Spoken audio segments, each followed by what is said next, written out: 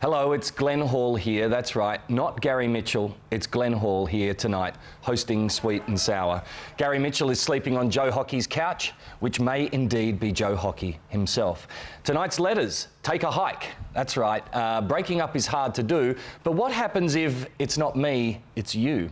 Our second letter tonight is catching bugs, public transport. What's wrong with it? Is it just the people on the transport? Wouldn't public transport be better if it was just you riding it? And our third letter tonight is about the banks. That should be the most exciting thing we've talked about all week, surely.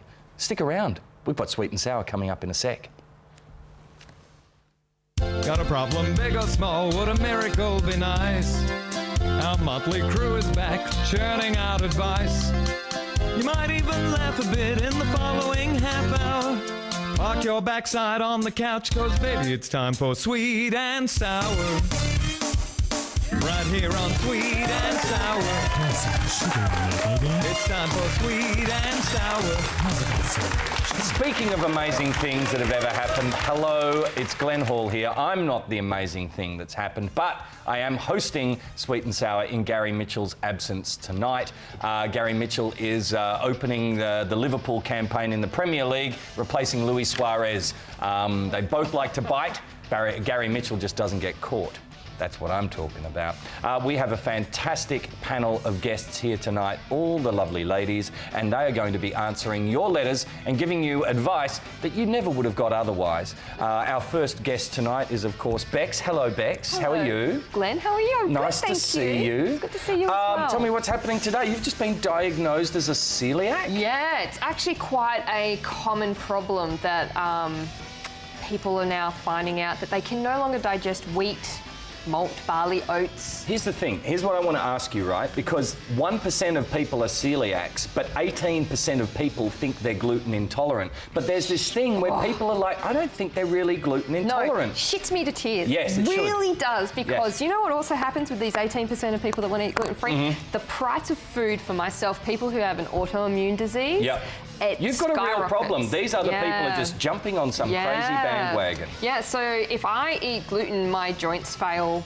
I get severe depression. My hair can even fall out. It's really, really bad. It's not just a fad. It's actually something that I have to do to not die. Exactly. Exactly. I'm on your side. Thanks, Glen. More power to you, and I hope the gluten-free prices come down. Oh, thanks. Tiharna, amazing. That's what I think. Tiharna equals amazing, amazing race contestant. How was it? Here with Inga, Hello. of course. How are you? Good, good. Look at this. You both coordinated as well. You played the reverse game. You're like a thorn between two flowers. I certainly am. I certainly am. How was the amazing race? No pun intended, amazing. Amazing? Did you get along with, you know, what's her face over here? Inga, my teammate. Yeah. Yes, we were friends going in and now we're best friends. Whatever, I don't believe it for a second. What was one thing that she did that annoyed you that you didn't expect? Well, did she snore? No, she didn't. I think I need to keep that friendship. Oh, right. Oh, come on. We'll remake the friendship afterwards. Inga, come on. Don't be as nice. No, she's being really nice. I sleep talk a lot. Do you? What do you talk about she in your sleep? remembers now. It's actually... What does she talk about? No, she screams. She wakes up and she screams as if somebody is in that room, and I think someone's in the room, so I scream too. So she's like doing horror movie acting in her sleep. Like literally. That is amazing. That's so great. Fucking freaky. What does Tiharna do?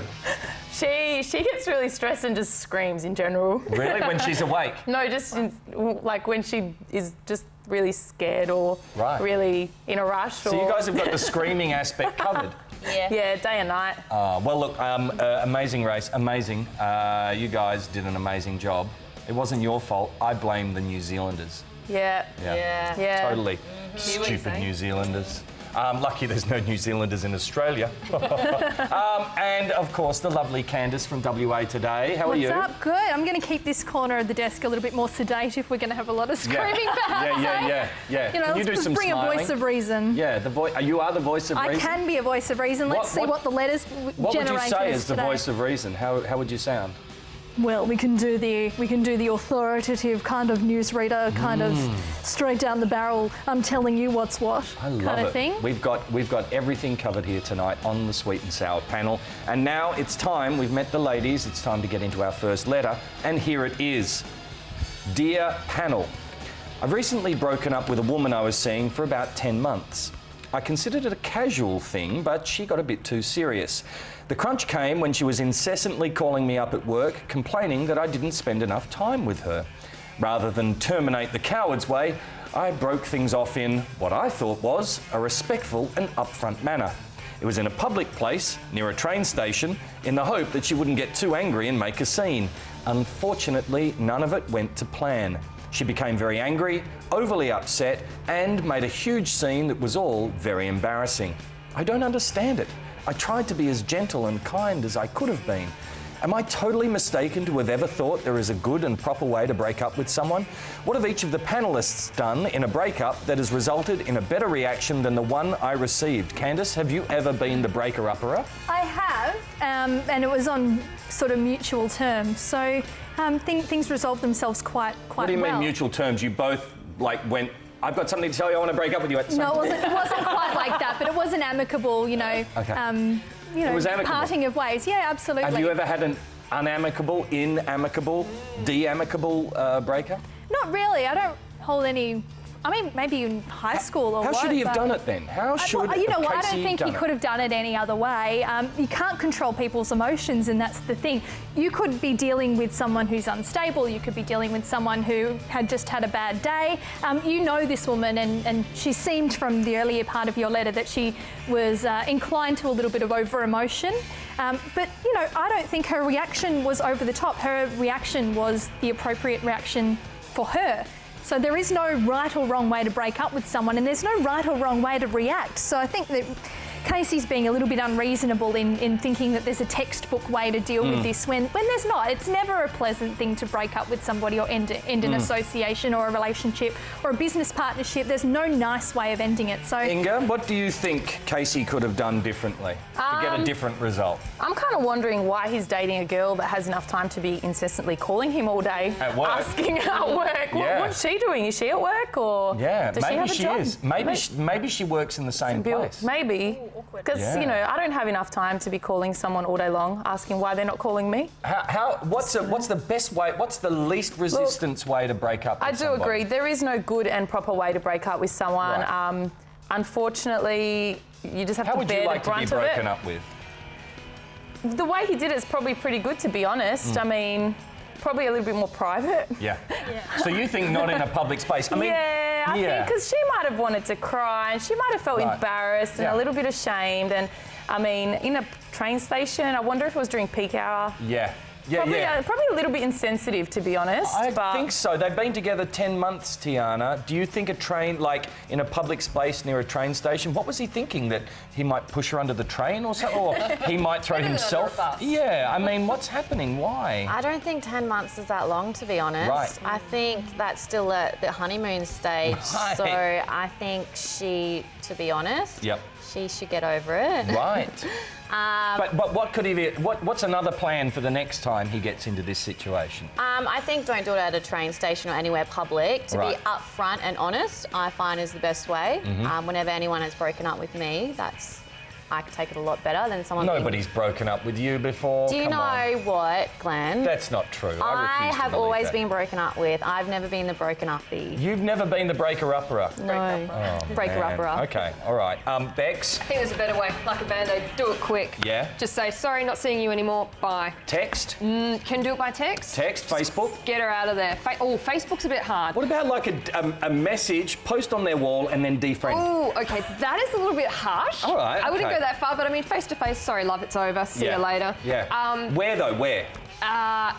heck, even in the busiest street, just make sure there's a copper behind you. Right. So, you know, she's got the eye line with the cop, and you know, if she starts screaming, she can see the copper there, and the cops will come over and go, all right, what's all this? What's all this? And hopefully, you know, turf her off or make her go away. Just make sure you block her on Facebook, block her phone number, because this woman is going to be calling you incessantly. That's right. Heard. And don't ever catch the train again. No. Casey, there you go. Great advice for you. Next time you need to break up with somebody, do it properly, for goodness sake. We'll be back in a second with more letters on Sweet and Sour. That was, I mean...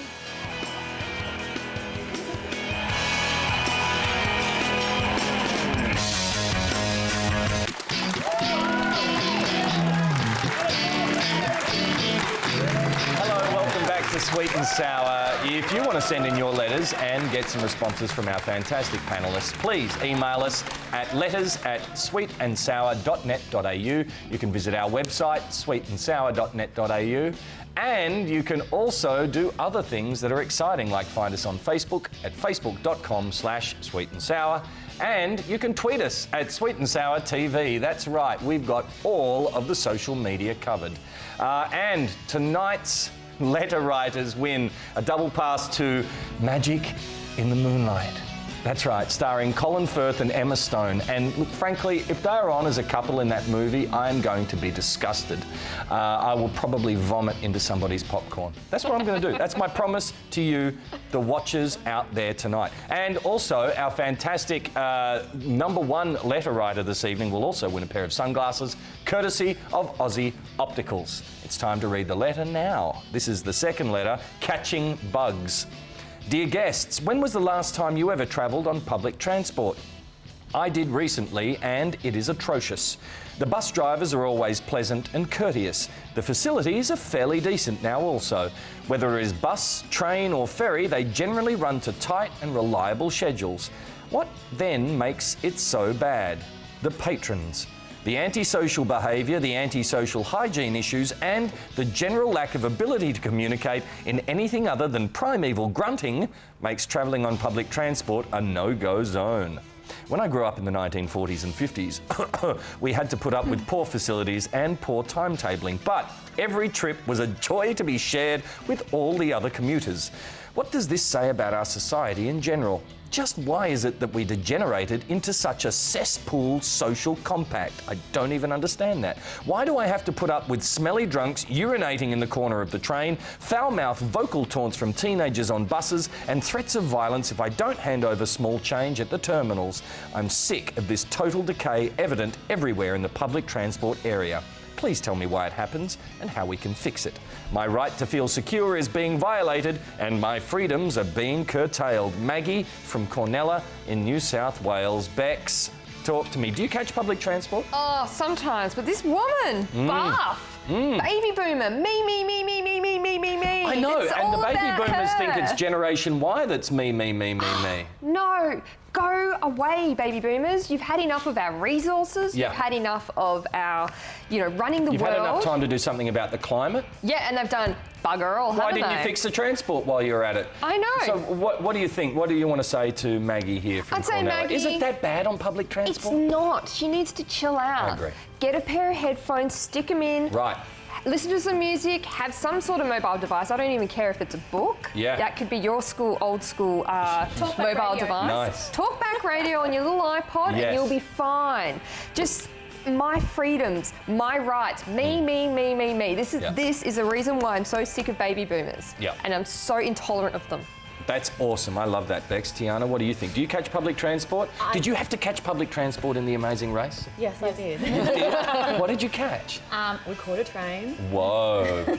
Stop press. Were people urinating in the corner? No. Okay. They weren't. Okay, great. Did you get abused? No. Was it smelly? We'll make sure you won't get abused. Right. It was smelly and uncomfortable at times, Right. but you know what? I just bloody put up with it, which is what you should do as well. Oh, nice. And what's your favourite mode of public transport? Car. Car. Being chauffeured around in the limousine, don't you know? Lovely, lovely. Inga, public transport, is it really that bad? Do you catch it? Maggie, I can tell you're a senior citizen. You grew up in the 40s or the 50s. Look, times have changed. Cars are affordable and the people that can't afford them go on public transport. So just, if you don't like it, don't get on public transport. End of story, buy yourself a car, hire a driver, I don't know. A gopher? Yeah, you know those little vehicles that you drive on the pavement? What about one of them? Or, I mean, seriously, who can't afford a car these days? So. Well, ask Joe Hockey. He knows who can't afford cars these days. The poor can't afford cars. Maybe Maggie's poor. Because they don't drive very far. Driving on my road. Do you think Maggie's poor? No, I don't know. I just think she hasn't really come with the times. I mean, she's obviously in her, she's a senior citizen. Yeah. I don't know how old she is, but she grew up in the 40s, so that was a long time ago. My parents weren't even born. No, then, that's right. That's right. Sorry, Candice, Candice, what do you think? Call me whatever you like. No, really. Candice. We have a septuagenarian with us. You know, she's in our 70s. She's the same age as my Nan, and hello, Nan, if you're watching. Nice. She's the kind of lady that I think likes to talk to other people on public transport, and that's polarising. Some people like that, some people don't. Right. I'm not the kind of person to initiate a conversation on public transport, but Maggie, if you find yourself over here in the West, or if I find myself over in New South Wales and I happen to sit next to you, let's have a chat. Let's have a chat. What would you do? What do you want to talk about on public transport? Oh, just the weather, talk about the local sports team or the things that are getting her goat lately. I'd like to have a chat with her. Maybe you could do some team knitting or something like that. Maybe she can teach me to knit. Maybe that would be a nice thing. But it seems that, you know, of course there has been a change with the times, and the problem, I guess, inherently with public transport is that it's about sharing. You're sharing your space, you're sharing a vehicle, and yes, whenever you're sharing things with anybody, you're going to get people who can't share nicely. And I don't know if Maggie's one of those people who can't share nicely, but she's sick of other people not sharing nicely. Yes. So all you can do is set a nice example. So share more, Maggie. It'll make you feel better, and even tolerate all of the drunks and all of the urinators and all of the people on their devices. We'll be back with more on Sweet and Sour after this. Sweet and Sour, educating the socially inept people of society on how to live their life.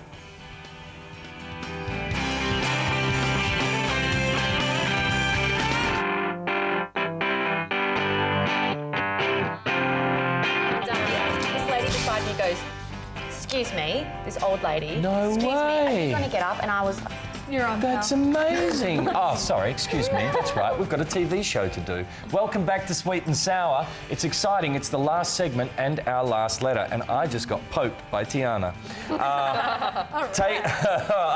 I'm a little flustered now. Raw Deal is our last letter. Hello, panel. What is it with the banks in Australia? Are they having a laugh? I've recently moved over from the UK, or maybe I should be reading, I love this country and coming here was the best decision I've ever made. However, I don't understand how the banks can justify charging fees for almost anything. I get charged $5 a month just to have my account open. Moving money from my UK accounts to my Australian ones, that one I get charged by the UK bank and then $25 by the Australian bank. How does that make sense? I'm giving them money to look after on the premise that they go and invest that money and make a profit. It's a slap to the face to charge me for the privilege. The worst, though, ATM fees. Being restrained to your own bank or else incurring a $2.50 charge. We wouldn't stand for that in the UK, so why do you guys put up with it here? I read that the Commonwealth Bank has declared a huge profit when the economy is flatlining. ANZ, with most other banks, have been charging exorbitant fees, which they may have to give back, but only on overdrawing. Why stop there, though? Change the attitudes and have these corporate monsters become helpful and community-minded without needing to rip everyone off. That's from Jeff in Cairns in Queensland. Tiharna, is he a whinging pom? Does he have a reasonable thing here? No, I don't think good old Jeffrey from Cairns is a whinging pom. I'm from Queensland too, go Queenslander. Yeah. Do you know what? It is a slap in the face, I think. You know, I don't want to be charged to go to an ATM and have to walk an extra mile to get money out that's my own money. You know, I'm in my 20s, I'm trying to get ahead in life, and I'm being slammed with all these fees. So you're on side with Jeff here in Queensland. I'm on side with him. You're here with your Queensland buddy. Yeah, mate, like I'm on side with him. And so what do you think? What are we going to do about it? I think we going to do a petition. We're going to put it all together. We're going to go, go Queenslander. Yeah. I love it. Let's use that fame you've got from the amazing race. Let's use it. Let's start it. Let's start something off. Bex, what do you think? I think he should just shut up because look at the UK. With all of their banks, with the LIBOR scandal that happened. Oh, hello. The whole incorporation of like the UK-US banks during 08, 09, the GFC. You guys are the ones that stuffed the rest of the world up. Yeah, Jeff, you really told the banks then, didn't you? I know. Australian banks are the best regulated in the world. During the 08, 09 crisis, we weathered it very, very well because we are so regulated and we are so profitable as well. Oh, that's amazing. So the thing is, if you have to pay $2.50 for an ATM, mate, maybe you can walk an extra K or two, or go to a bank that actually... He's a POM. He probably needs to walk an extra K or two. I reckon Let's it's good for your heart. It's good for your heart. Let's be honest. Go and maybe switch to a bank that actually incorporates the ATM fees, and they have a, I don't want to name any names, but they have a mutual agreement. You can name names. Well, sorry. Give him a name. Bank West. Bank West. Commonwealth. Commonwealth. Really, really good. He's slamming the Commonwealth. Candice, come on. I mean, is there any way around this? Can banks just ride roughshod over us people? They basically can. Yeah. That's the issue, and that's also the issue when you move to one of the most isolated countries in the world. The tyranny of distance means that we don't have as much choice as you might have had in the United Kingdom, and sometimes that's something you have to either like or lump, or for the efforts that you spent writing us a letter, and thank you very much for doing so, you could be writing to your local member. They are the people who introduce legislation for things like ATM fees, or can step in and have investigations about these things, or the other alternative is write to a lawyer and ask to join a class action lawsuit, of which there are about half a dozen floating around at the moment. Or alternatively, third option, have the money under the mattress, grab it whenever you want, just try not to set your house on fire. Perfect. Inga, the last word goes to you. Jeff, seriously, buddy, I think you came to Australia because it's a prosperous, lucky country, and this is the reason why we are the way we are. I don't like the way you said it's a privilege to bring your money here. I mean, I'd like to know how much you contributed to the Australian economy. Was it like 10 million that you put in the bank or something for us to reinvest? I'm not really sure. At the end of the day, we don't really need your money. We don't really need you. So you can go back if you don't like it. Yeah, and look, he's in Queensland, so he's pretty close. Like, he's as close as you can possibly get in Australia. Well, that's pretty... I think that's some pretty good advice there. Final word. We need to give away a pair of sunglasses to our favourite letter. Bex, who do you think?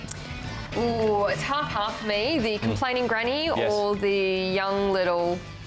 dude that's got a couple of women on the line. I think the complaining granny, she can just put her shades on, put your earphones in, get some earbuds, and chill out and don't annoy anyone else. Yeah. What do you think, Candice? Me and my girl Maggie up in here. Me and my girl Maggie. Inga, Maggie. Yeah, I agree. Look, give it to her. Maggie, you get the sunglasses because we feel sorry for you. We like you. It's not that we don't like you. We just feel sorry for you, and we want you to be happy. So now you can be happy, hiding away behind your sunglasses, closing your eyes off to the world, and shutting it all out with your earbuds. Just nodding off to sleep.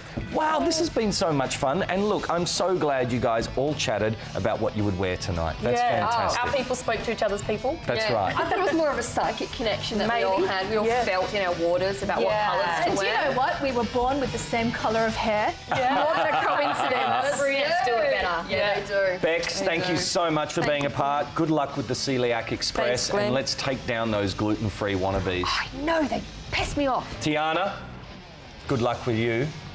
More amazing races going on. Thanks, man. Yeah, you should go and do more amazing races. Will they have you I'd back? love to. Hopefully we get a comeback. Yeah. Channel 7. That's Channel right. 7. Yes. Call us up. We're ready. Yeah. We're ready to go. Unfinished You business. left too soon. Unfinished business. They left too soon. We want them back on. We're going to be writing to our local members about that, I reckon. Candice? You stay classy, pal.